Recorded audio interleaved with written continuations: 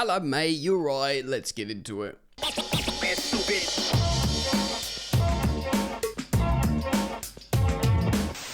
How's it going, friends? How are you, mate? You okay? Welcome back to the channel, Football Therapy with me, your host, Jan, and I do hope you're doing well, mate. Really do hope that, and welcome back to Chelsea News. We are back here in the office, here in the studio, to discuss a few things. Freaking, I thought there's dust in my microphone, but it's just the light from the blinds. I really need to put some light blocking stuff up there again. Right, so welcome back. Today we are discussing Fofana madness. Two Fofanas. Drogba Fofana, still at Chelsea. Wesley Fofana, those comments about Marseille, his club, considering leaving Chelsea.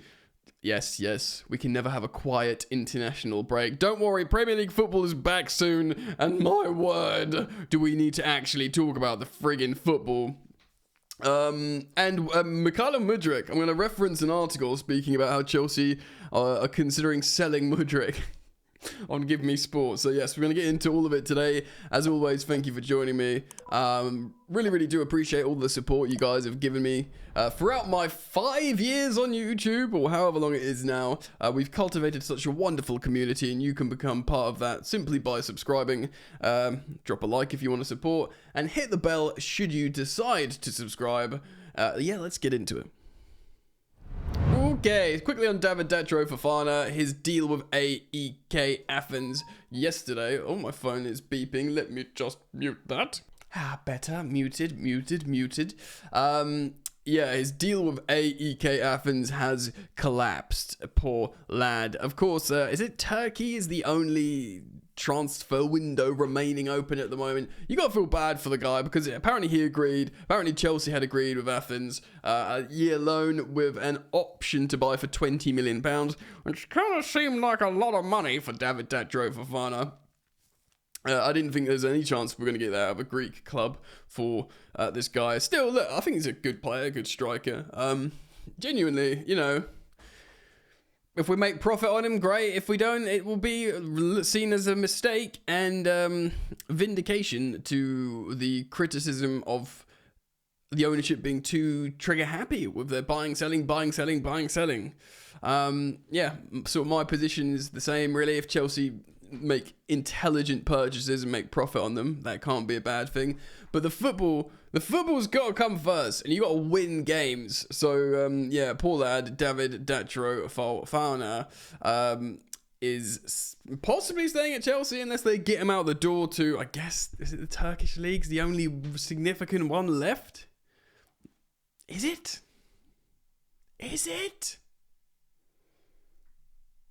Right, Wesley Fofana speaking en français about his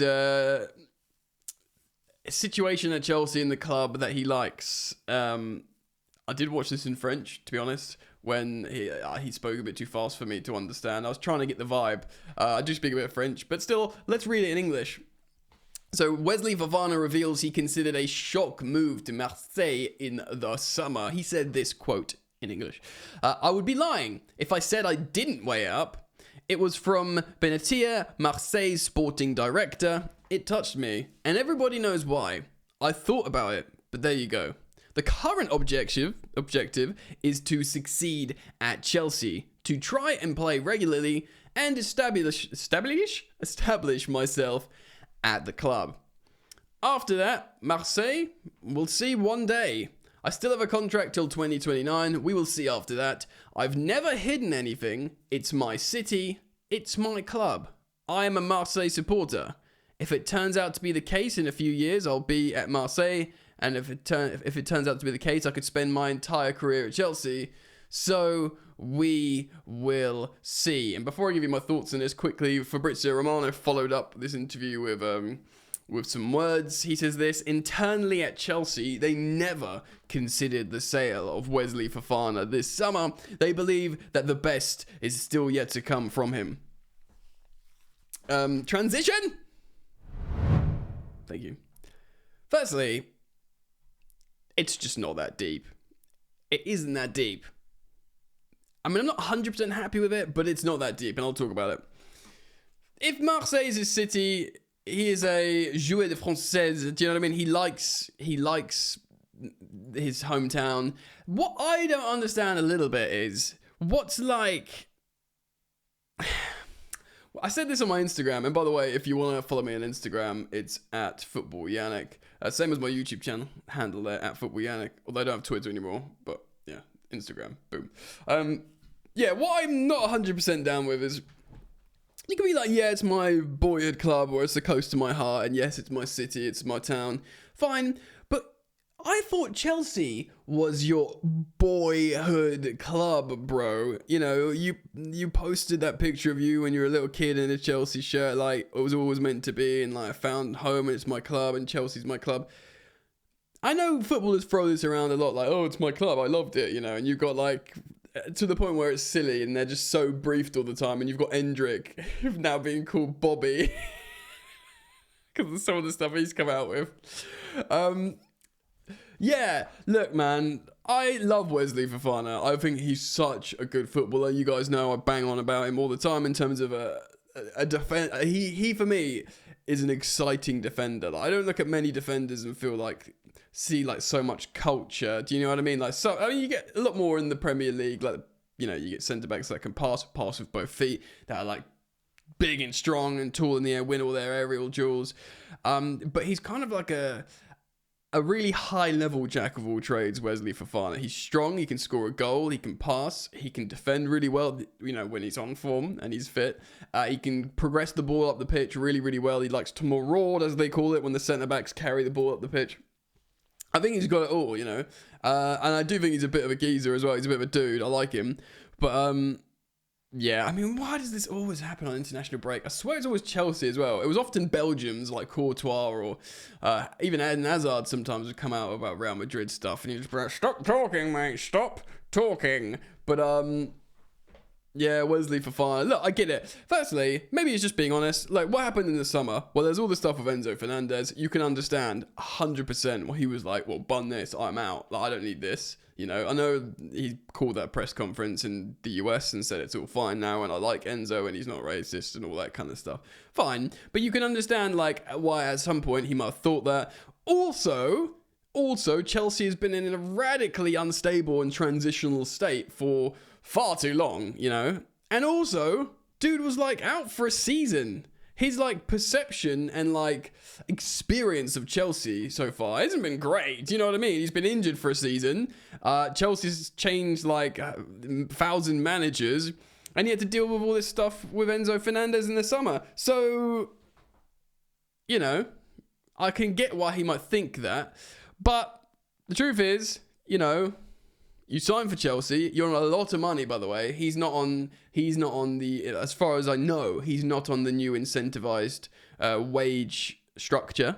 So he wouldn't get his Chelsea money at Marseille, that's for sure.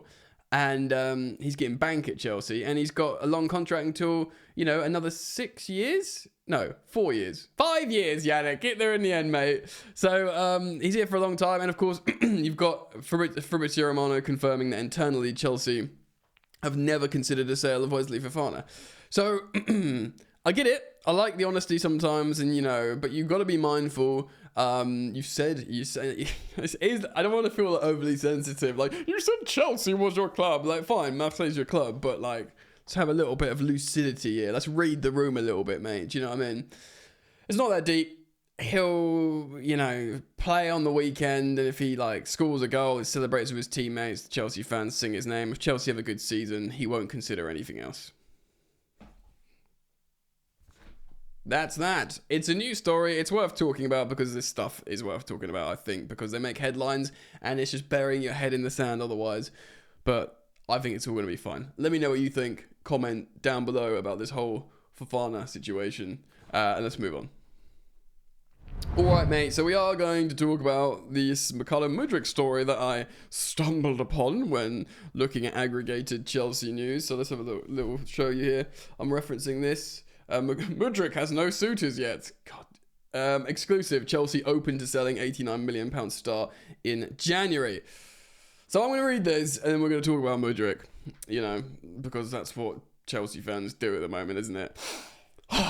Chelsea could be open to selling Ricardo Mudryk in the January transfer window if he doesn't improve his form over the next 3 months. Give Me Sport sources, they have their sources, have revealed the Ukrainian speedster joined the Blues back in January 2023 for a reported initial fee of 62 million that could have rise to 88 million pounds. Now, actually, since we've heard the 62 million, and this is coming from The Athletic, is actually a 59 million under 60, which kind of makes you feel ever so slightly better on the optics, on the aesthetics.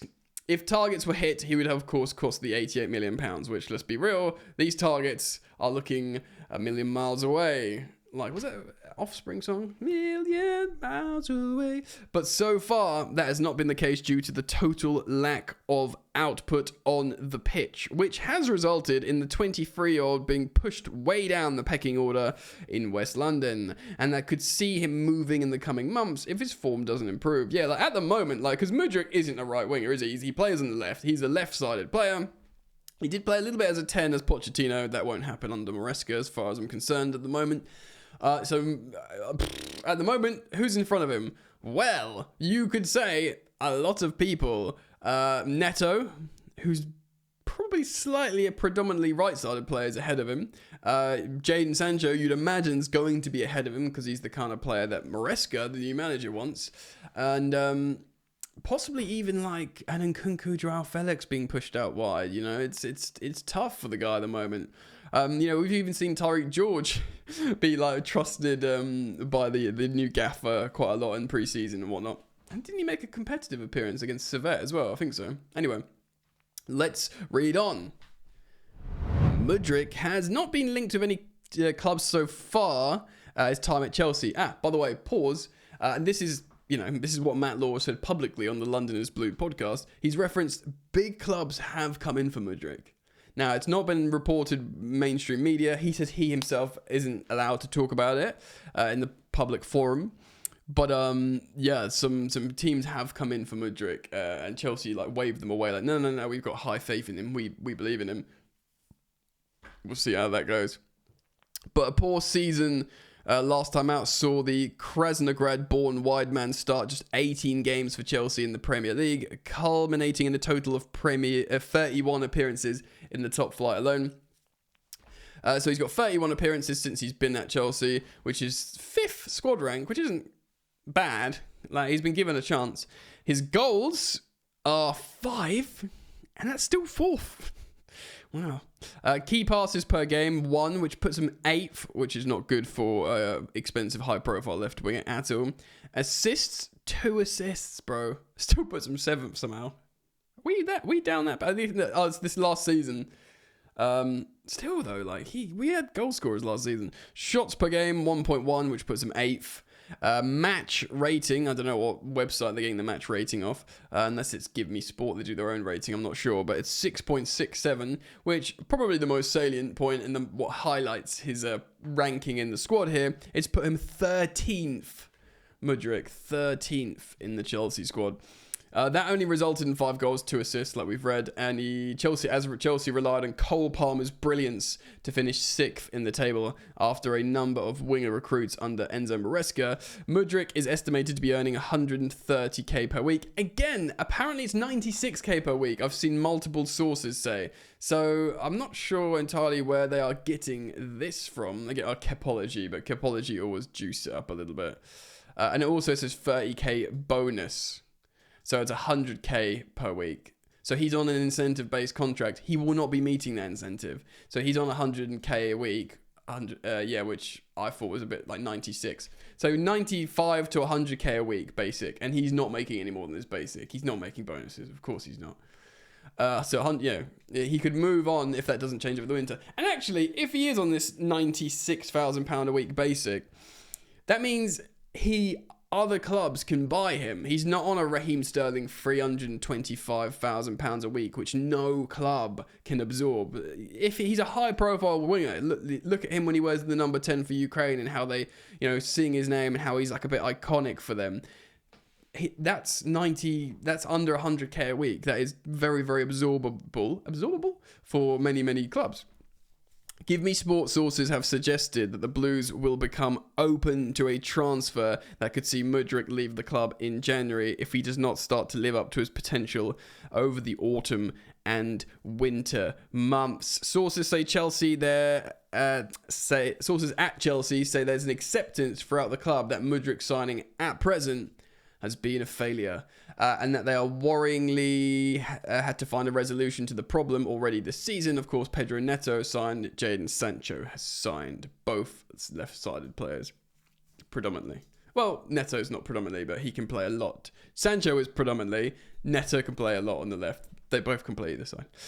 There is absolutely an ideal scenario that he could spark into life on a consistent basis, but Mudryk's current stats of just 5 goals and 4 assists in 48 Premier League games is a real worry for the club and has seen him touted as, quote, awful. That's kind of cruel. We'll talk about this in just a second.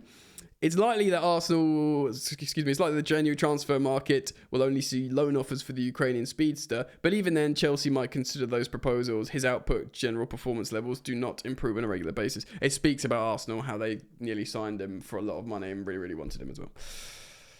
Alrighty, let's talk about this. Firstly, I feel feeling sorry for a Premier League footballer who earns like a lot of money. Is never really like accepted well, but he does seem like a sensitive guy. We got to take that into account. Do you know what I mean? And you can't not talk about the incredible, stuff he's having to deal with his home country. It's crazy. Like that's gonna affect absolutely anyone and everyone. And apparently his hometown in Ukraine is like one of the worst affected. So you have to consider that. And we have to consider the person, the emotions, the real life stuff he's going through, and all take that into consideration when you assert opinions. But purely on the footballing side, yeah, he just looks. It's the same old story, guys. He looks so undercoached, and he just looks lost. He really looks lost.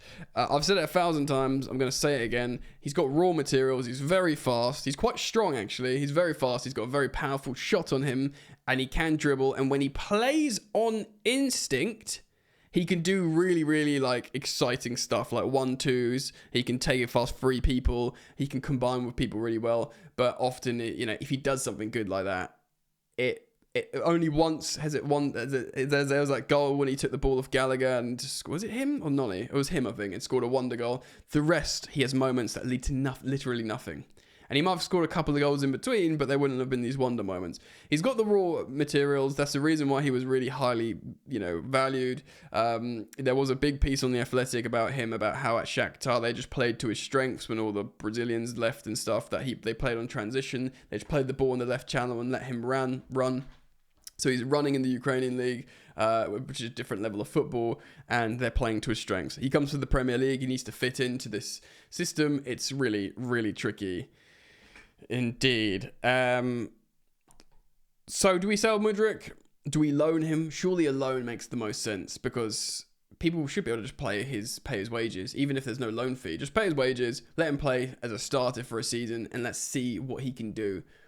Maybe even in the Premier League. I mean, to an Aston Villa or something like that. Do you know what I mean? Someone like an Unai Emery who likes to play on transition sometimes. So take him, see what you think, see what you can do. Let me know what you think, guys. Comment down below on everything I've spoken about, the Fofanas and the Mudryk situation. As always, thank you for joining me. Thank you for liking. Thank you for subscribing. I do hope to see you back here soon. Take care of yourselves. Peace.